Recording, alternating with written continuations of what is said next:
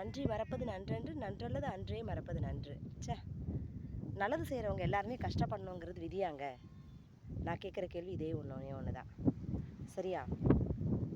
இந்த நன்றிங்கிற சொல்லுக்கு இலக்கணமாக யாரையுமே பாராட்ட வேண்டாங்க. ஆனால் பாராட்டுறது இல்லாமல் ஒரு தூசணமாக பேசி ஒருத்தரை காயப்படுத்துகிறோம்ல, அது எவ்வளோ பெரிய பாவம். ஒருத்தர் மனசை புண்படுத்துறதுனால என்ன லாபம் கிடைக்க போகுது? நமக்கு நன்மை கிடைச்சா போதும், நாம் சாப்பிட்டா போதும் அப்படின்னு வாழாமல் மக்கள் நல்லா இருக்கணுங்கிறதுக்காக அரசியல் தலைவர்கள் எவ்வளோ விஷயங்களை நமக்கு செய்கிறாங்க. இன்றைக்கி நான் யாருக்கு சப்போர்ட்டுங்கிறத நீங்களே முடிவு பண்ணிக்கோங்க. மக்கள் சிந்திக்கிறீங்களா இல்லையாங்கிறதா என்னோடய கேள்வி. சரியா? ஓட்டு போடும்போது நம்ம யாருக்கு ஓட்டு போடுறோம்? இவன் ஊழல் பண்ணான், அவன் ஊழல் பண்ணான், இப்படி அவங்களோட பர்சனல் விஷயத்த பேசுகிறோம். எத்தனை பேர் உங்களோட பர்சனல் விஷயத்தை முன்னாடி கொண்டு வந்து நிறுத்துவீங்க?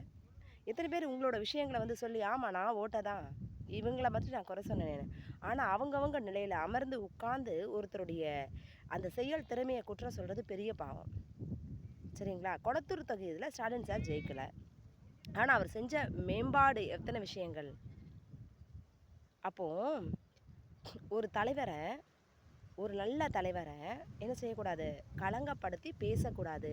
நன்றி உணர்வோடு நீங்கள் பாராட்டலைனாலும் பரவாயில்ல, ஆனால் களங்கமாக யாரையுமே பேசாதீங்க. ஒரு படிப்பறிவே இல்லாது, சரியா? ஒரு படிப்பறிவே இல்லாது அரசியலமைப்பு சட்டம்னா என்ன மாதிரி நிர்வாகம் இல்லை, இது எல்லாம் தெரியாத பாமர மக்கள் கூட கேவலமாக பேசுகிற அளவுக்கு அந்த இழி நிலைக்கு என்ன காரணம்?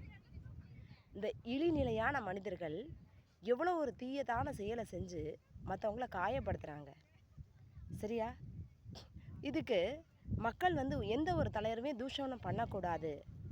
இப்போது ஒவ்வொரு முறையும் ஒரு சட்டம் கொண்டு வருவோம்ல, ஒரு தலைவர் கொண்டு வந்த அத்தனை திட்டத்தையும் அமலாக்கப்படுத்தி ஒவ்வொரு தொகுதிகளையும் எம்எல்ஏக்கள் ஏன் தெளிவுபடுத்தக்கூடாது? சரிங்களா? தோத்த கட்சிங்கிறதுனால, இந்த முறை செலக்ட் ஆகலைங்கிறதுனால இந்த கட்சி மோசமானதுன்னு இல்லை. மாற்றங்கள் வேணும் அப்படிங்கிறதுக்கு தான் நீங்கள் ஒருத்தரை தேர்ந்தெடுக்கிறீங்க. அதுவும் சினிமா வாசம். எப்படி பாருங்கள், இன்றைக்கி நிறைய பேர் கோயிலை தேடி தேடி தேடி சாமி சாமி சாமி சாமின்னு ஓடிட்டு இருக்கோம். கடைசியில் நீங்கள் தான் அந்த தெய்வம்னு தெய்வமே தனியாக நிறுத்தி வச்சிரும். இந்த உண்மை தெரியாமல் அதுதான் வியாபாரத்துவம்னு தெரியாமையே இன்றைக்கி ஓடிட்டு இருக்கோம். எல்லாமே வியாபாரம் தானே, எல்லாத்துக்குமே பணம் தானே கேட்குறீங்க. பணத்தை வாங்கிட்டு சரியா இன்னொருத்தரை குறை சொல்கிறது பெரிய பாவம். நேர்மையாக இருக்கிறவங்க, உண்மையாக இருக்கிறவங்க, நாலேஜபிள் பர்சன்ஸ் தயவு செஞ்சு திங்க் பண்ணுங்கள். இன்றைக்கி மூவிஸ் பார்த்து நம்ம பல விஷயங்களை எடுத்துகிட்டு இதுதான் லைஃப்னு ஓடுறோம். ஆனால் நாம் தான் ரியல் ஹீரோயின்ஸாக நம்ம லைஃப்பை டேக்கிள் பண்ணி பல பிரச்சனைகளை ஃபேஸ் பண்ணுறோம். சரிங்களா? ஸோ நீங்கள் உன்னதமான மனிதர்களாக இருங்க. கீழ்த்தனமான மனிதர்களாக மற்றவங்களை குறை சொல்லி உங்களை தாழ்த்திக்காதீங்க.